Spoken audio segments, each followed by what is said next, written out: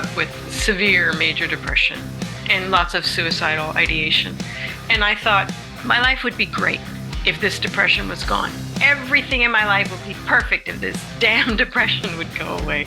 And it turned out, no, the depression was protecting me from things in my early life that had been severely depressing, right? Early trauma that was so kind of out of, off the hook that my little organism couldn't handle it. And so depression was something that was trying to take me back there and try to see if we could fix it, see if we could do anything, right? But yeah, so depression it's something that in the modern world we don't have time for. Welcome to the 1000 Days Sober podcast. My name is Lee Davey. I am not an alcoholic. I refuse to be anonymous. I am someone who is alcohol free as fuck. And I spend every waking moment of my life helping other people be the same and live a self-led life, to live a very conscious life. And that is what I'm here today to do yet again. Okay. Just want to say an apology for all of you who have been waiting for the latest episode. Like, where is this guy? What's he doing? I've been traveling around the world a little bit. So I've been in Manila in the Philippines. I've been in North Kyrenia, North Cyprus. So I've my focus has been elsewhere, we will say. But I'm back and ready to give you some great podcasts, starting today with Karla McLaren. Karla has been on the show before. She's an author and researcher. She's an emotions and empathy expert, and she's the developer of the empathyacademy.org learning site where you can develop a robust emotional skills and healthy empathy in a welcoming online community. Her applied work, which is called Dynamic Emotional Integrations, or DEI for short, is taught at the Empathy Academy, and you can find licensed DEI professionals all over the world that can help you with your work. The reason that I got Karla on, I've had her on before, because The Language of Emotions is one of the greatest books I've ever read. Learning how important it is to welcome, to love and experience all of my emotions was a quite profound aspect of my journey in life. And I really credit Karla for that. So she's been on before, and we're having her on again because her book is being revised. There's a new chapter on anxiety, lots of other wonderful things that she's doing with the new book. And it's going to come out on June 27th. Okay. So make sure that you check the show notes to find your way to her website, or email me at thestridemethod@gmail.com if you get a little bit lost, and I'll put you into touch with her. But make sure you get that book, Language of Emotions. It is an amazing book. And Karla McLaren herself is an amazing human being. She has such an infectious, beautiful personality. She also shares her story today a little bit, and goes really vulnerable. And I really appreciate her for that, because there's a lot of power and strength that we can draw from people who have been through really, really difficult situations and got out the other end. It can be really inspiring for us all. Okay. So I really hope you enjoyed today's conversation with Karla McLaren. If you really like it, please rate and review the show as always, or email me at thestridemethod@gmail.com to let me know what you think. And also head to thestridemethod.com to sign up to our email list. And for doing that, we will give you our 100% free mini training course at the Crush Your Alcohol Cravings Overnight Cheat Code. So if you're struggling with cravings, or you're worried about having alcohol cravings if you stopped, then get over to thestridemethod.com, sign up for our free training course, and we'll help you to crush those alcohol cravings overnight. Okay? All right. With much love and ado, I'll shut the hell up and give you the amazing, the wonderful, beautiful Karla McLaren. Karla, it is good to see you. You are, without doubt, one of my favorite guests. And I don't say that lightly. I read your book, obviously, and then I was like, oh my God, this person's amazing. But then when you meet the person and talk to the person, it was like you took it to another level. And I think what it was for me was your energy. I was talking the other day to my wife actually about how people have different energies, and they either draw you in or they repel you away, and you really draw people in. So I just want to say that on the outset. How are you doing? Thank you. Thank you. I'm doing well. Getting ready for the new release of The Language of Emotions. I was able to update it. Thank everything that I could. And I'm really looking forward to it. Wow, I'm excited. It's actually quite serendipitous because I use this tool called Asana that keeps me organized, and I have a podcast guest list on there. And I need to speak to Kara again about a few different emotions that have come up in my life or my community. And then I got the email from the person who's representing you saying that you're revising a book. I mean, it's amazing. Like, it's smashed to pieces, the version I've got. But I mean, this is such a tomb, and you're actually adding to it. I mean, that's amazing because it's not only a big book, the writing's really small. It must have taken you so long to write it. I fought with them about getting the writing bigger. Right. Because I've heard that before. I was like, you've got to make this more readable. So it's still big, but now it's more readable. So tell me, so what is going to be different in the newer version for fans of yours who are listening to this? Well, first, anxiety has its own chapter. And before, I saw anxiety as a problem. So I just didn't even know what I was talking about. And now, now I'm much, much better with anxiety. And many of the emotions, one of the things that we do in this work is I have questions to ask each emotion that leans into what the emotion does. And I realized some of my questions just weren't good. They didn't grasp the entire work of the emotion. So a lot of the questions have been updated, and that made me feel really good. Also, I went and ran, because I don't have the new copies yet. They come out in June. And I went and ran to my version of the book that looks like yours.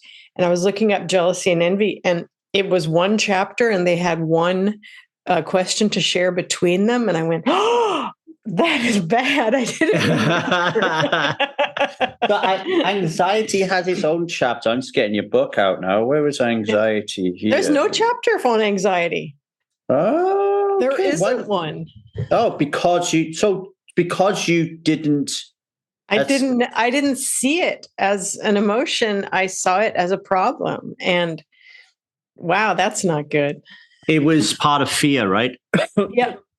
Yeah, I saw it as a problem with fear. I was very just, get a hold of yourself. Very bad work on my part. So what's your view on anxiety now then, and why the change? Well, I've done a lot of work on anxiety since then. Actually, a couple of months after the original Language of Emotions came out, I heard a psychologist named Mary Lamia on a radio show talking about anxiety. And all the lights went off. I went, Mary, oh my word, you've got this. And she and others see it as the emotion of motivation. So anxiety gets you prepared for the future, and anxiety helps you meet your deadlines and finish your tasks, which means it's often a very an energetic emotion. And because it's about the future, it kind of leans you forward, and it can be ungrounding, right? Just in its very nature, because your body can't go to the future, but anxiety is thinking about the future. And so for many people, that level of activity and activation can kind of tip them into panic, can tip them into a more intense emotion. So a lot of times when people talk about anxiety or anxiety attacks or anxiety disorder, they're talking about panic, which is the emotion that helps save your life when you're in danger.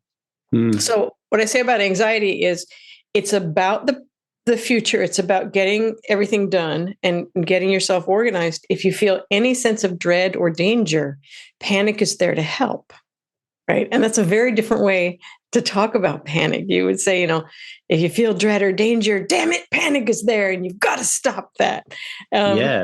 But to work, side by side with the emotions and realize that they're a part of our basic capacity to think and make meaning, rather than some, weird thing from our, ancient past, right? That they're really important to us today. Yeah.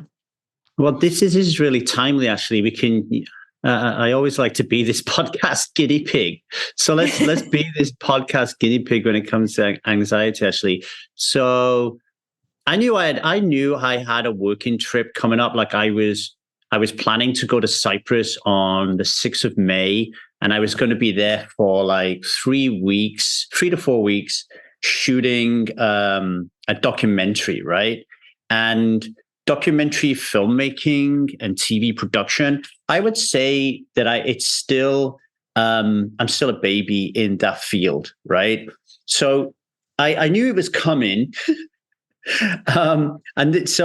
But I didn't really kind of like, I kept saying like, I'll prepare for it. I knew it was coming, it's coming closer. And then I get a call and it's like, okay, Lee, we're going to Manila before Cyprus, and we'll go, like, I'm going tomorrow, right? Like, so I was told at the beginning of the week, Lee, we're going to Manila on Friday. We're going to interview this guy who like never gets interviewed. Get ready to go. And all of a sudden I'm just like, oh no. So now I've like, this is what goes on through my head, and then over to you to kind of analyze and ask questions, right? This is what goes on. It's like, oh my God, I got to prepare for the trip. I don't know what I'm doing. I'm way behind on it. Oh my God, I have all these other commitments and all these other businesses that I need to tie those loose ends up before I go. Oh my God, I need to be a husband in that week leading up to going. And not only do I need to be a husband, I need to be a 10x husband because I'm going to go away for a month. And then I need to be a dad, but I don't just need to be a dad. I need to be a 10x dad because my child is not going to see me for a month. That means I need to spend double more time with her, but I can't spend that time with her because I actually need that time to prepare to go away. Oh my God. And then honestly, what happens is my hypothyroid kicks in. I get super lethargic. I got a backache at the moment. I'm not sleeping. I got a headache. What is going on there, Karla? What is going on? Ask me some questions, analyze me. What is going on there?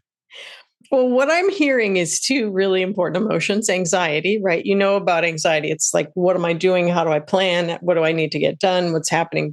But there's also shame in there, which is an emotion that gets a lot of bad press, but its work is to help you live up to the agreements that you've made, right? Mm. So you're looking at your dad agreement, you're looking at your husband agreement, you're looking at everything and holding yourself to a really, really high standard, right? And then your body's like, nope. There's also like your body, there's pain. Your body says, no, this is too much, my friend. This is too much. So there's a way that, you're moving forward with lots of intensity and self, you're really watching yourself carefully. Like, what do I have to do? Who do I have to become? That sort of thing. You're putting a lot of tension on yourself. You're putting a lot of expectation, which can come from shaming messages from the past about how perfect you have to be. Mm-hmm. And it's just interesting that your body has said, nah. We're not going to play that game. So wow. you go think what you think, but I've got a backache right now. Yeah, it is. So I think it's really, it's like your body's calling you to a reality check. Right. So what can a human being actually do? What can you actually do as a human being, given that everything changed? I mean, when I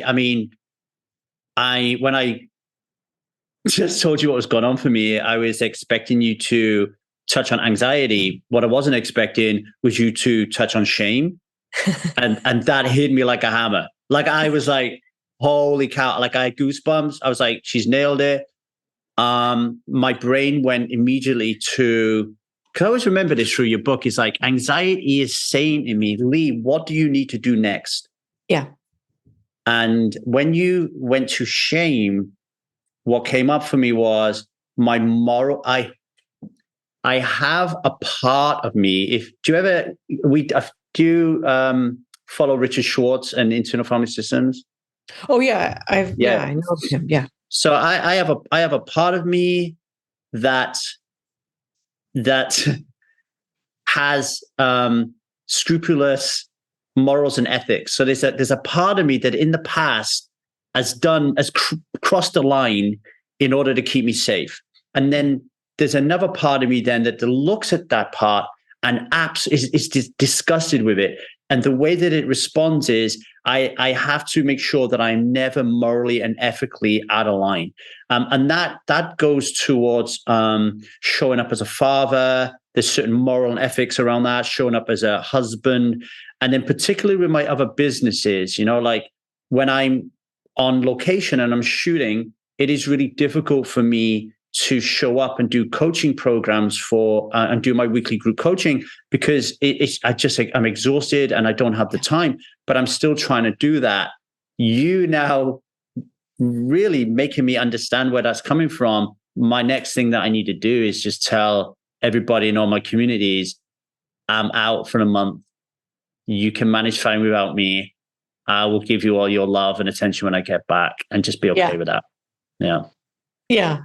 Yeah. I think someone asked me this question when I had a lot of like shaming contracts or parts where I was just very, very, very hard on myself. And someone asked me, if anybody treated you the way you treat yourself, would you call the police? I think, you got me. Okay. So, I had to sort of cool my jets on that part of, that perfectionism and high expectations. Yeah. But it's really interesting because I don't align with the belief that I'm hard on myself. So when I hear that I'm hard on myself, it doesn't feel true. But at the same time, if I am trying to do a million things, if all my parts are trying to get control and do the right thing, then of course I'm being hard on myself because I am creating, this is really important, isn't it? The work is not creating the anxiety, the overwhelm, the panic, and the shame. That's the work. Nothing out there is doing that. It's all happening in here. So I am being hard on myself. I'm just not aware, and I don't frame it in that way, I guess. Well, I also think being surprised suddenly by something where it actually is sort of impossible. It's impossible to do the things that you listed, right? Yeah. It's not a thing that could happen, right? But your anxiety is so ramped up by the deadline that just changed, just suddenly and shockingly, right? And so now your shame's like, what can I do to help you become perfect? Right. So the whole organism is very heightened. And so it can help for me when I call it being on the anxiety train. It's like that train's going and I forget to eat. I forget to take care of myself. I forget everything. And so I just have to sort of talk to my anxiety and talk to my shame and say, look, what can a human do? Because I'm a human, remember? Remember that? I used to be a human before this happened. So it's just like lots of kindness toward myself as a hardworking person, right? I can get it done. I can, but I don't need to. So I like your thing and say, I'll love you. I'm going away for a month. I'll love you up when I get back. I think there's another aspect of this.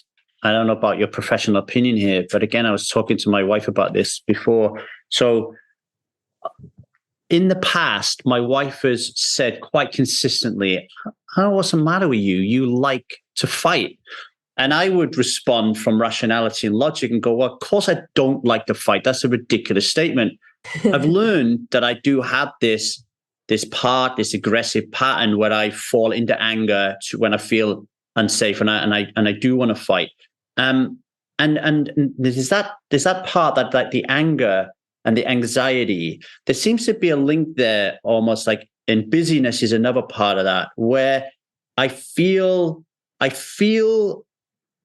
although I feel uncomfortable, I somehow thrive. It's almost like I'm addicted to the busyness. I'm addicted to the adrenaline. I'm addicted to boom, boom, boom, boom, boom, boom, boom. And then when I calm down, I get agitated, I get panicked, I feel unsafe, I don't know what to do. And so my work recently is being in that stillness, having dinner with a family and not getting up to do the dishes, just sitting there. And, so is there a functionality here where I'm actually becoming addicted to anxiety and overwhelm and panic and freakish behavior, do you think? Well, what I'm hearing is a different emotion. A lot of times people stay in activity because there are two emotions, sadness and depression, that don't have really a voice in that forward movement. So I'll do that too. When it's time for me to pay attention to my depression, I'll start like, okay, now I've got to go polish the doorknobs. Like now I've got to reorganize the cabinets. That sadness asks you to let go of something that's not working anyway. But there's a kind of a boundary dropping and a softness that comes with that sometimes in the modern world, we don't really have a lot of time for softness. Depression comes forward when there's something in your life that isn't working. And it's a reality check. It's a reality check. And many of us don't want a reality check. We want to keep doing what we're doing. So we can move more into doing activity, get it done, always moving, so that the sadness and depression can't catch up. Right. And so for a lot of people, for instance, they might say, well, if I cry, I'm never going to stop. That would be a sign of someone who's using activity to avoid this letting go. And so anything you can do to sit and relax can help the sort of the influence of those emotions act upon you. Right? So you don't have to actually go cry or move into a depression, but you can sort of let go. And so this idea of you're just sitting and you're not doing the dishes is you sort of, you felt your way into the emotions that were trying to support you. Nicely done. Nicely done. You're absolutely bang on again. This is lovely. So you are an emotional miracle worker. So no, the emotions are. The emotions are. But what I like is your ability to. So in the first instance, you spotted shame. I didn't spot it. Yeah. And I actually think I'm getting more attuned to my emotions. And in the second example, you spotted depression and I didn't spot it. So I'm aware that I'm aware that depression is how can I put this? I'm aware that depression is a part of me. So I'm aware that I get depressed, but it's I would say low grade depression. So if a 10 out of 10 you end up in a psych ward, my depression is around 5, 6. I feel it. I feel odd. I feel out of sorts. I don't understand what's wrong with me, but I know something is wrong with me. But I never connected busyness to it. I've also recently had someone really close to me, really suffering with depression, and I've really struggled knowing how to show up for them. So I'd really love you to talk a little bit more about your views on depression, if you would, and maybe I'll have some questions on it.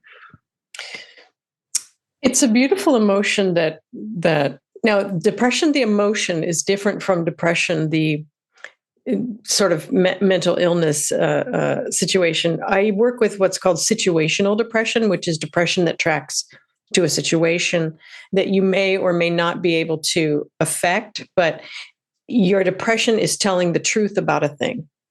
This is a depressing thing, right? And so your depression is telling the truth. Different forms of depression, major depression, postpartum depression, those need more care. But with situational depression, you can address the situation in some way. So I just want to make sure that we have, we're talking about a different thing.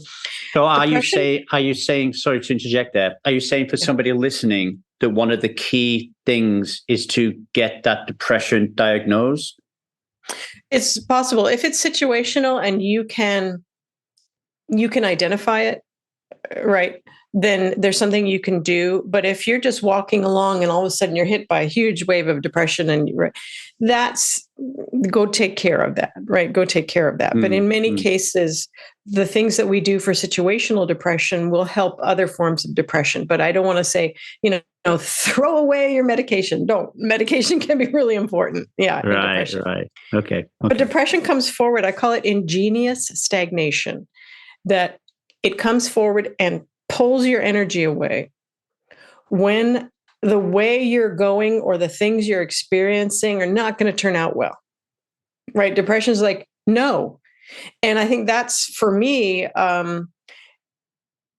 that's where my anxiety comes in. I'm like, no, you can't tell me no, because I'm going to go do this and that and that. You're not the boss of me. And depression says, well, we'll just see, won't we? So befriending my emotions is a really important thing, instead of like having my dukes up and fighting. But depression, the question we have for it is, where has my energy gone and why was it sent away? And I think a lot of times people ask themselves a question of depression, which is, why am I such a failure? And, like they take that moment to beat themselves up. And for me, I've always noticed that depression has an intelligence in it, that if I'm feeling depressed now, I'll go, okay, something's going on. All right, what are you trying to tell me about? Because sometimes my busy life will be going at such a pace that I go right past the thing that was never going to work. Yeah. When I was writing, I wrote a book called Embracing Anxiety. And as I was writing it, I became more and more confused. And then I dropped down into a depression, and I just kept trying to go. And then I finally sat with the depression and said, where's my energy gone? Why was it sent away? What are you trying to tell me? And it turned out there was a part early in the book that was never going to work, that needed to go. But I don't know if you've written long pieces, but you keep going. And there was something there that was wrong. And so I finally was like, oh, thank you. Yeah. Right? And then I got up. But depression's always pointing to something important. And on my website, actually, I just published it today. There's something called a depression inventory. So you can go through and see, is it health? Is it job? Is it this? Is it that? And these are things you can address, well, to the extent that you can. But to know that your depression isn't a sign of mental illness, that it's saying something specifically. Even postpartum depression is saying your hormones are out of whack, right? Major depression is saying something's going on in your physiology that needs to be addressed, right? It's a message rather than a commentary on your moral fiber or something, right? So it's to listen to that message. I grew up with severe major depression and lots of suicidal ideation.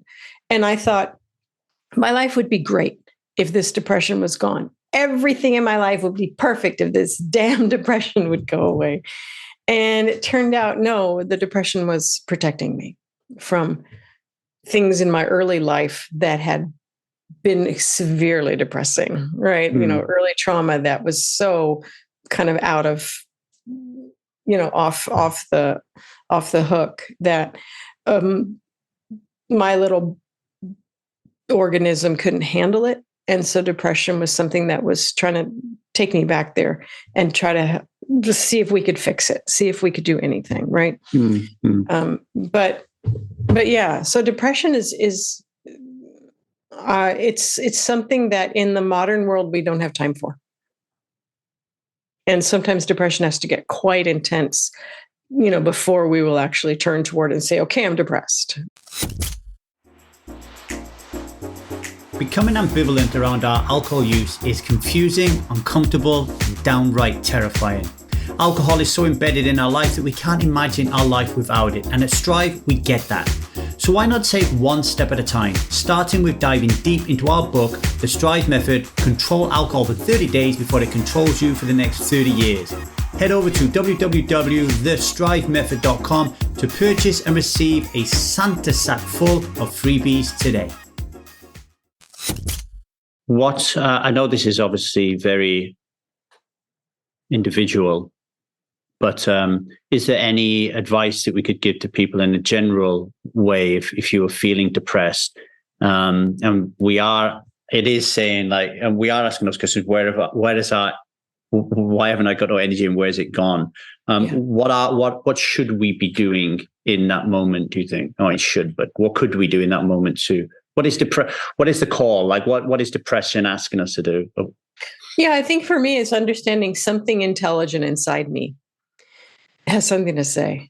And, like with the book, I was getting depressed, and instead of saying, my mental health is draining away, to say this depression is the reality check. It's going to tell me about something that's wrong. So to listen to it and see what it is that's wrong, rather than, a lot of people would be like, I just want to be happy. And happiness says, wait a minute, there's nothing to be happy about. Why are you asking me? Like, I was resting because there's nothing to be happy about right now. So yeah, there's a lot of running from depression, into activity, into happiness, into, any kind of displacement activity that people can think of. Yeah. So for me, if I was to just calm down, listen to my depression, slow down, tap into it and say, okay, what is it you want to tell me? And it's telling me, you're not happy with your relationship with your wife right now, then that is the place that I need to go and say, okay, what is there for me? How am I not showing up? What am I worried about? What are the anxieties? What is wrong with my relationship? Is there anything wrong with it? So the depression is acting as a signal to say, go look at something and go fix it. And then when you do that, I'm going to go away and I'll come back when you need to fix something else. Yeah. Yeah. And then I'll go to the background and keep an eye on everything. But yeah. And, in the first time that I worked with my depression, it took me, quite a while because I had been ignoring it for many, decades. But now I can feel slightly depressed and go, okay, what is it? Yeah. And then within 3 to 5 minutes, I've identified the thing. And then I don't need to go into a deeper and deeper and deeper depression. And for someone like me who tends towards suicidal ideation, catching depression early, when it's a soft place of just kind of despondent, kind of low, that sort of thing, is so important because I can catch depression earlier in its trajectory and address it. Okay, I'll address it here, and then there won't be the need for me to drop further. So for me, it's been obviously a life-saving thing to learn how to identify and articulate with depression. Because, I lived for so long in the depths of it that I didn't even know that there were steps down, right? And that I could actually, out in the sunlight, I could see this step and it would be okay. I wouldn't have to end up, in the 7 layers of hell, where I had a lovely apartment. And and I wanted to say something I did add to the language of emotions is an emotional vocabulary list. And to understand the levels of emotion. So if I'm in anger, I could be enraged, which would be, anger 10, or I could be slightly peevish, which is anger 2, right? And to also, if there's an emotion that you tend to go on a bender with, catch it earlier. Catch yourself at peevishness before you go into rage. Not that rage is bad. Sometimes you need to rage. But if it's, for instance, if I always go to rage, whenever my anger comes up, it's anger 11 out of 10, that's some work that I need to do to begin to understand anger at its softer presentation and deal with it then. Just like with depression, find it when it's soft, deal with it then. And then you don't need to go further, then you've listened to the message of that emotion, and you don't need to go on a bender anymore. Yeah, that was a real game changer for me in the book, actually, and then going onto your website, because my main one is anger, and then I was able to see, I got into the habit of setting alarms every 2 hours to check in with myself to see how I was feeling, and then I would have this list in front of me, and I'd be like, oh, I've been a little bit sarcastic, and oh, I'm feeling a little bit irritated. And I literally would go out in the garden. This is when I was living in California, and I would just take my shoes and socks off, get into the dirt, and then I would release that anger either into my boundary or into the ground. And then I would come back into the house, and I felt a lot better versus ignoring it. And that's what something like reading, something like language of emotions does. Is it's one of those many tools that raises your self-awareness about something that largely was like just an automated act that I never even gave any thought to.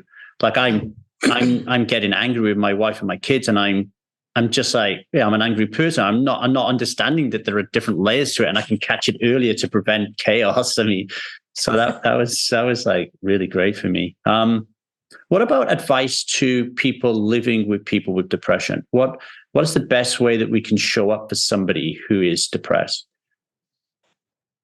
I think depending on the type of depression I know for me, dealing with severe depression, I became very isolated because people don't want to hear it, right? They're afraid that it's catching, right?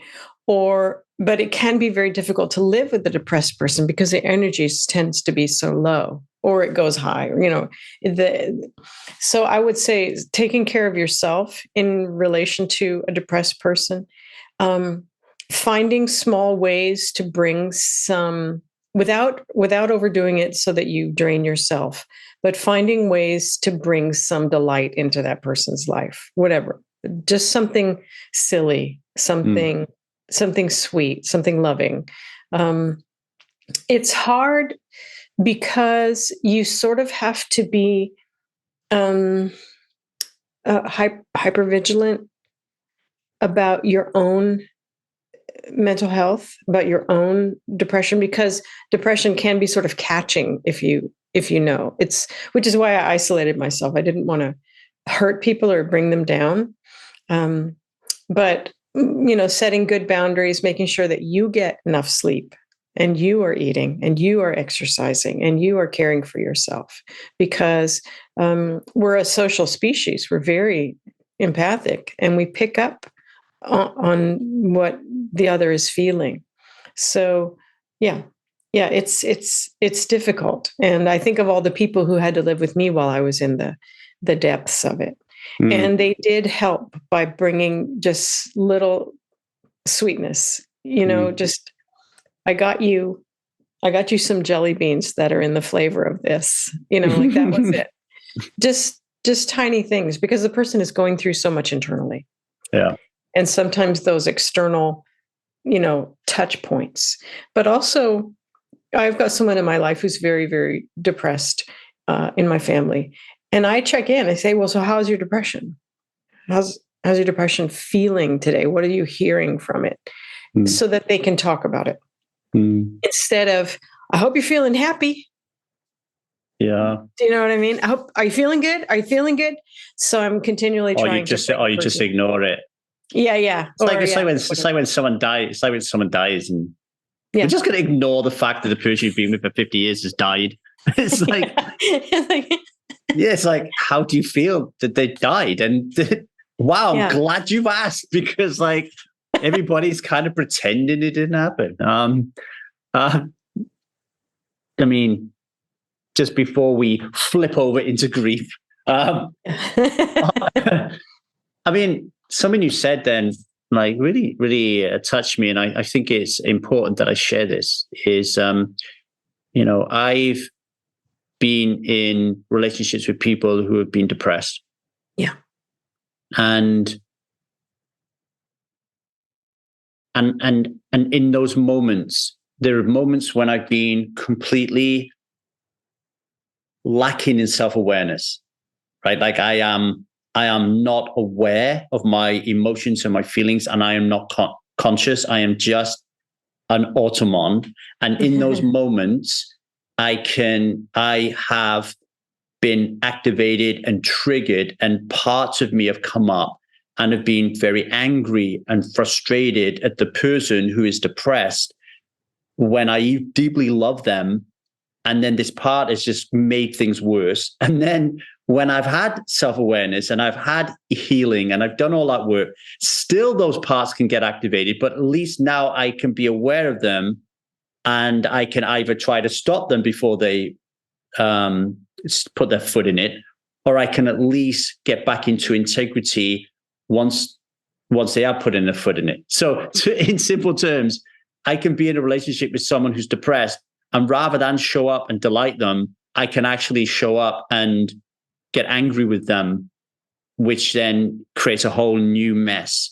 And I've had to have a lot of compassion with myself over that, but to recognize, oh, the work is not that person. The work is here. Like, I have work to do in order for me to be able to show up for this person who I love deeply. And I just wanted to share that because I think it's super important.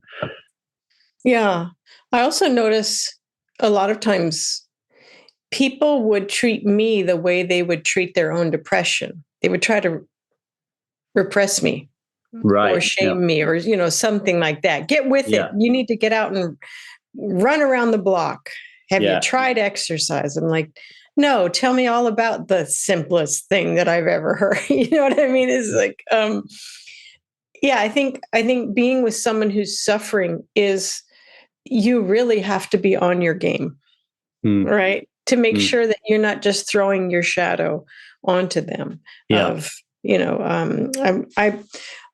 pull myself up by the bootstraps, and all the ways that you treat yourself. This person in my family who's dealing with depression has been under treatment for 10 years and nothing's worked. So it's called refractory depression. And the specter of this person's suicide is real. It's real, right? So we're in a sort of a preemptory grief ritual all the time. Yeah. So that's kind of a deeper level of working with depression, but we bring them treats. We send them videos we thought were really funny. We're available to talk, right? It's like next level depression care. We're like, we want Thai. Let's have Thai tonight, and just while the person's here, just try to make it whatever we can. Yeah. Thank you for that. And keeping into this high level, high energy, super, super happy podcast that we're doing at the moment. No. Really important stuff. People. Let's crush those talk of depression and grief. We don't want to do that. I do want to talk about suicide, because I have built a community of people who suffer from alcohol addiction, and there was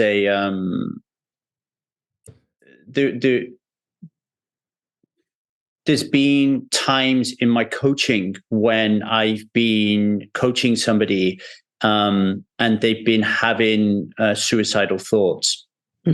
And I've had to say, hey, this is, just recognize that it's not my area of expertise, that you need an extra layer of professional help here. But there's also, before that happens, it would really help to have a greater understanding of awareness of why it's showing up, what the message is, why it's there, and how, if you're in that space, what you could do about it.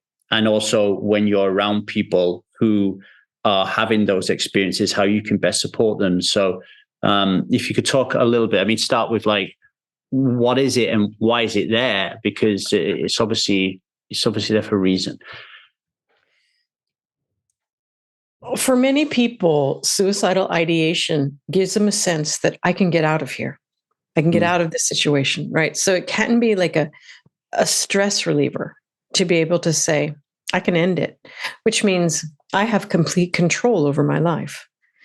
When suicidal ideation would come up for me, it was clear that I didn't have complete control over my life, right? I didn't have control. So there's a way that suicidal ideas can be very soothing, right?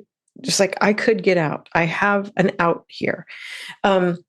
So I wouldn't want to take that away from people. But what we find in the suicide hotlines is they just ask the person, how did you get here? Like, how did you get to this place? And usually there's like 19 things that are going wrong that are just awful and they're just not livable. And just being able to say that will often lift that kind of suicidal depression. And to be able to kind of look around and say, yes, everything is really, truly horrible. It's really bad. And then the part of you that can make plans and, fix things can sort of come back online. But if you just sit there and you don't talk about it, it's going to get darker and deeper and more hopeless, right? So reaching out is really important. Reaching out is really important because there's a part of you that needs to speak about what's happening, right? And when I'm depressed, when I'm feeling suicide, when I'm depressed, I isolate. When I'm feeling suicidal, I super isolate, right? Super isolate. You cannot find me. So that is not the way to go with that, right? It's important to reach out. And we have free crisis hotlines everywhere in the world, right? You just pick up the phone or text, right? And so talking about it is really important. But I call the suicidal urge the darkness before dawn. And the questions that I've learned to ask is, what behavior or situation must end now? And what can no longer be tolerated in my soul? Right. So it's a very serious emotion. And when it comes forward, when I feel any kind of suicidal urge now, which tends to be, I'd like to not be alive right now. Right. I mean, it's kind of funny. I'm like, oh, here we go. Here we go. And then I say, okay, what's happening that needs. What I ask my suicidal urge now is what needs to die? Right? What do I need to kill? It's not just what needs to end or what do I need to step away from. Something needs fire. It needs to be killed with fire, right? And so I have a practice called burning contracts that, helps me to work with that. But to know that a part of my soul is saying not just no, but hell no. And in this kind of modern world, we don't a lot of times get to say hell no. We say, okay, I guess so. Like we don't have a lot of agency around what's happening to us in many cases. And so it's the part of us, hell to this life, to this poverty, to this loneliness, to this trauma, to this, it's like, hell no. And being able to say that, like calling a suicide hotline, all of a sudden the part of you that can address things and fix things can wake up and go, oh yeah, hell no, we don't want that, right? It can be funny once you step into that you have the power to end something forever. You have the power to kill something with fire. And it's for me, it was the part of me that was silenced when I was little, and had no choices whatsoever, none. And it was part of me that was taking my choice back. And sadly, for some people, that choice is actually moving towards suicide. And of course, that creates such despair and horror in the people left behind. But to be able to say, I have the energy right now to end my own life. And it is hard to kill bodies. On TV, they shoot you once and then you die. That's not how it happens. Bodies spend most of their time trying to stay alive. So when I was in my late 20s, I was like, I'm going to kill myself. I'm going to do that. And I thought, well, hold on. I walked up a street and it was I was in San Francisco and there was no sun anywhere. And it was just a very cold cement street. And right in between the cracks of the sidewalk, there was one little flower that came out. And I was like, life goes on. Life will make itself known in a complete, moonscape of, and I said, okay, so if I have the energy to kill myself, then what I'm going to do is I'm going to take that energy and I'm going to stay alive for 6 months. I'm going to fix my shit. Right. And I was like, yes. So I was young. I didn't quite understand the suicidal urge yet, but I took that energy of being able to say, hell no, and end a life. And I decided to do something with it. I'm going to fix my life. 6 months was past. I didn't even realize it happened. Right. I was so into fixing what was wrong that, I didn't even know what time it was, but it was just really interesting. And that little flower in that sort of moonscape helped me understand that life will find a way, and that the energy it takes to end a life, that's a tremendous amount of energy. I could use it on something else. And I always had that out. In 6 months, you can die. Right. But in 6 months, I didn't even care about it. I was like, whatever, I'm doing work here. Yeah. That's beautiful. Thank you for sharing that. That's really beautiful. And I know it's really personal, so I really appreciate it, Thank you. And how about, what should we do if somebody close to us confides in us that they are feeling suicidal? Because it sounds like one of the first things to do is to welcome that and receive that and make them feel like they're seen and they're heard and that they matter and that they have the space to be able to vocalize what's going on for them. But then the question comes up in my mind, and then what? There's almost like there's almost like a selfishness comes up with me in this, where I really want to show up and do the right thing. I'm a do the right thing guy. I want to do the right thing for the person in front of me who's really suffering. And then there's a part of me that's worried, if I do the wrong thing and death occurs, oh my God, how am I going to live with myself? So this rigid part of me is like seeking to do the right thing. Which I know probably sounds so terrible because it's so like me and not the other person who needs me. But I'm sure I'm not the only person on this planet who has those thoughts and feelings. So what's your words of wisdom there? Well, I mean, it is, you could be out of your lane, right? You could be out of your lane. And one of the nice things about crisis hotlines is you can call as the friend of the person. And they can tell you what to do. Wow. Right. So they can support you because it's a lot. It's a lot to try to support someone. Letting people talk. I had in my earlier life, I had a suicide friend, someone who understood suicidal ideation. And we would just call each other and I would go, all right, homicide is a crime. Is suicide, we would just get into it. We would talk about it. And we'd end up laughing and laughing. So I had sort of a friend who was my crisis line and I was hers. And we both lived to tell the tale.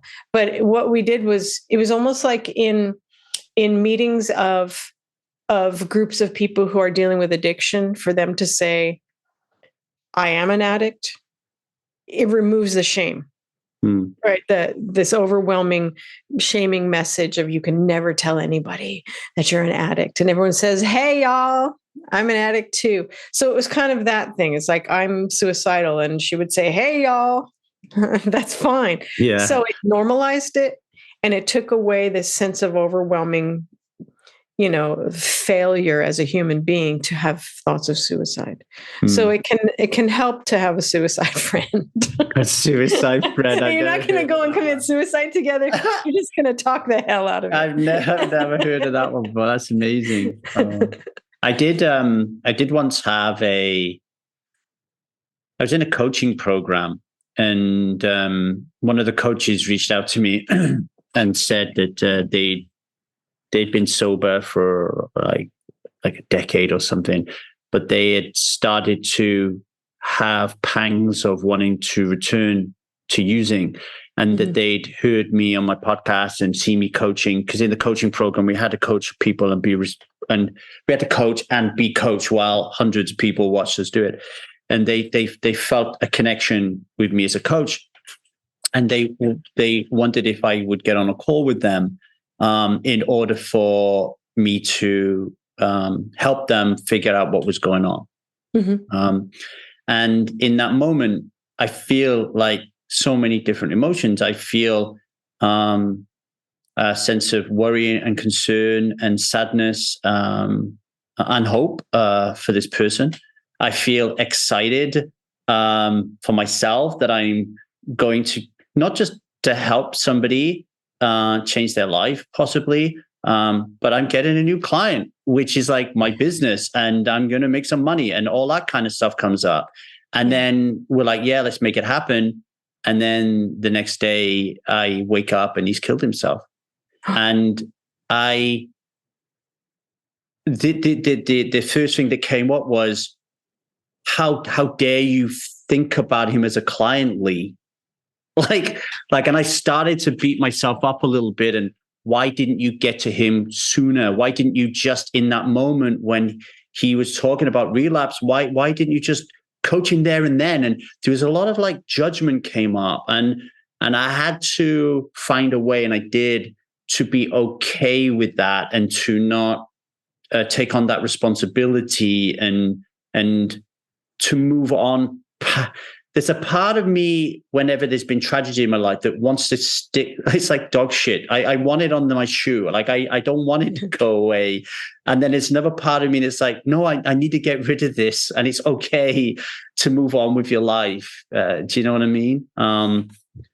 So yeah, I don't know if there's people on here who have had suicide touch them and different emotions come up then for them because someone has died. And I just wanted to put that out there. I don't know if you have any comment on that.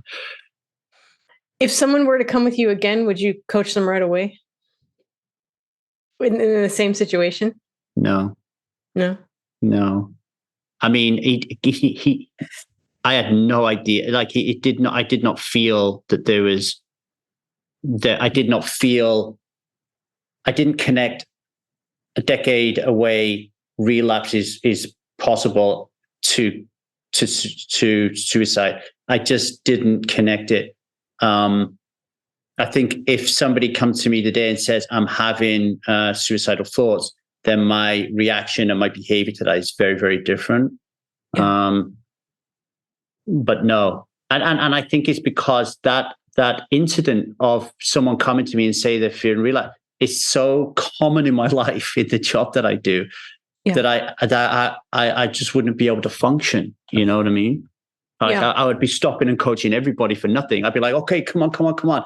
And that's a really difficult part of like what I do, is seeing people who are really struggling and having to say, I can't help you, but here is someone who can, or here is a resource that can, and then hoping that nothing happens. It's almost like, do you ever watch Schindler's List? Yeah. Right at the end when he loses his shit and he's like, I could have sold this pen and saved another one, right? There's a part of that sometimes where I go into. It's almost like, yeah, I don't know. I deal with it. Do you know what I mean? Yeah, I deal with it. I wouldn't say it's a major problem, but I deal with it, and I just put it out there because maybe somebody else feels the same way. And I do have another question, and because I know we're running out of time, and I wanted to ask you this because it come up recently with a client. Have you ever dealt with people who have thoughts of harming or killing somebody else? And how does that, what emotion, is there an emotional connection there? Like, is the person, okay. Yeah. Hatred, which means we're in the shadow, right? Rage, which means we're in panic. So they may feel that their life is threatened often.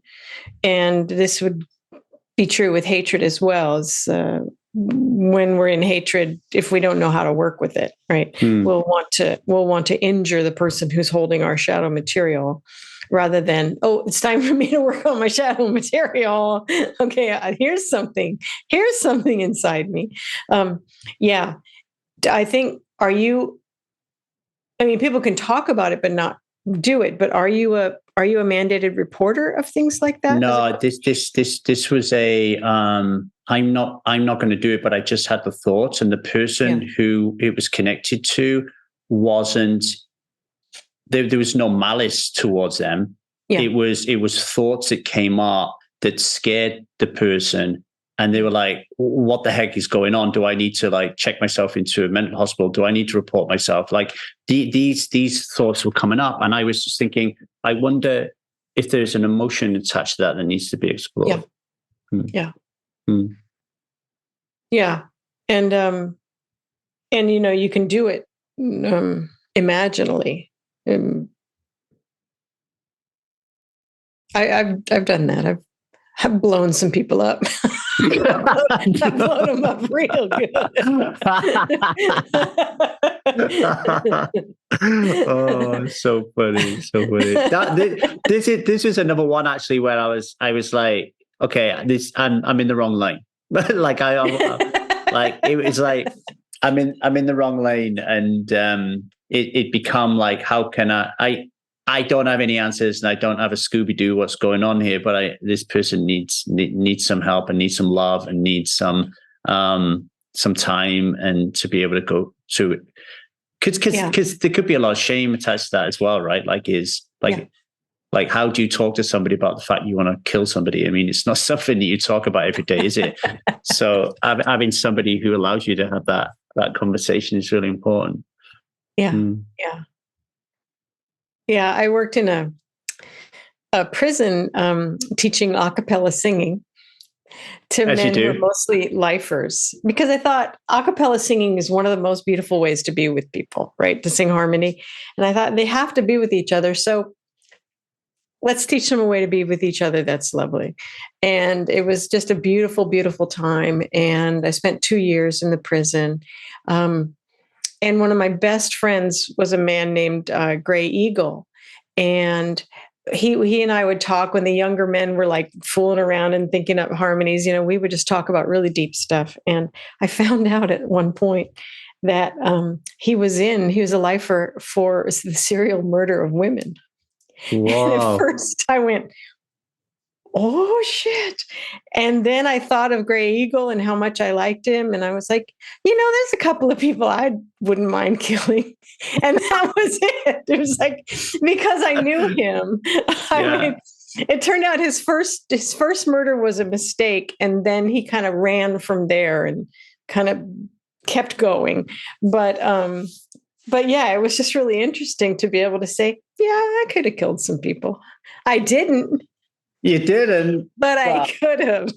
Yeah, that, like, whenever you're reading about the really good writers and thinkers around the human condition, there is a part of you that's like, okay, there's a lot of shit going on in the world that is pretty nasty, and they're just human.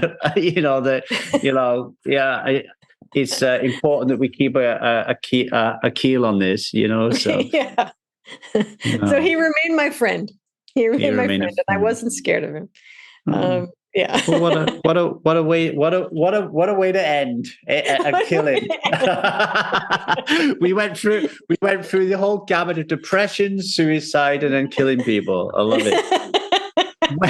When is the revamped version of the Language of Emotions out? June, you said, right? June 27th. June 27th. And what else are you getting involved in, and projects you're working on? Are you open for coaching, that kind of thing, for anybody listening? Yeah, I teach a licensing program in my work, and we are in the middle of one now. And I have an online learning site called Empathy Academy, where people can come and take classes every month. And I have a number of people who do my work. It's called consultation. And it's a very unusual process, not unusual, like weird, but we work directly with the emotions so that you can understand yourself better. Right. So basically, you've franchised yourself into a load of brilliant coaches. You can now go out and do what you do. Yes, I have an empire. An empire of really sweet people. Yeah, well, I mean, come on. I mean, that's super smart, right? Because you have the potential, well, you already have through your book, to touch so many people's lives.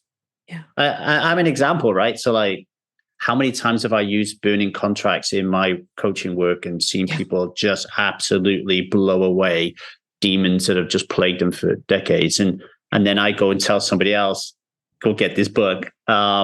So, hey, let's end by me just giving my amazing gratitude and appreciation for how much good and how many lives you've likely saved in the world that you don't even know about. And I just want to honor you for that and say thank you. Thank you so much. Thank you for what you do too. I hope you enjoyed that episode. Just a few thank yous. First of all, I want to thank you guys and girls for listening to this podcast and being supporters of it. Many people stop drinking alcohol just by listening to this podcast. I get a lot of people reaching out to me, thanking me for that, right? So give this to somebody as a gift today, or rate and review the podcast. If you can rate and review the podcast on your local podcast player and tell somebody about it, you could change somebody's life today, okay? So thank you for listening, and thank you in advance for that piece of service. Also want to thank our producer, Stan. Stan is still currently in the Ukraine, fighting the war and producing our podcast while his family is somewhere else in the world right now, okay, apart from him. So everybody send out your prayers and your love. Stan, we love you. Thank you very much for everything you do here. For you out there, if you are starting to think about, contemplate, reflect on your relationship with alcohol, you do not have to do this alone. Yes, you drink alone, but you don't have to stop alone, okay? And if alcohol is not your thing, but you are starting to feel that you actually are living a parts-led life, the ego is getting in the way too much, so you're not happy with the way life is going, then reach out to us at thestrivemethod@gmail.com. Just say, Lee, and just tell me what is on your mind, and we'll start to have that conversation. Strive Community is a beautiful place where you can start to feel seen, heard, and matter. It's where you can get community, and it's where you can start practicing what we call the 8 C's of self, our core values, right? Of creativity, curiosity, connection, compassion, courage. I can't remember the rest of them, but there's 8 of them, right? And we have our quest structured. So we have assignments, and they're really interesting, exciting. At the end of them, we say to you, come on, do this quest, right? Get involved in this challenge.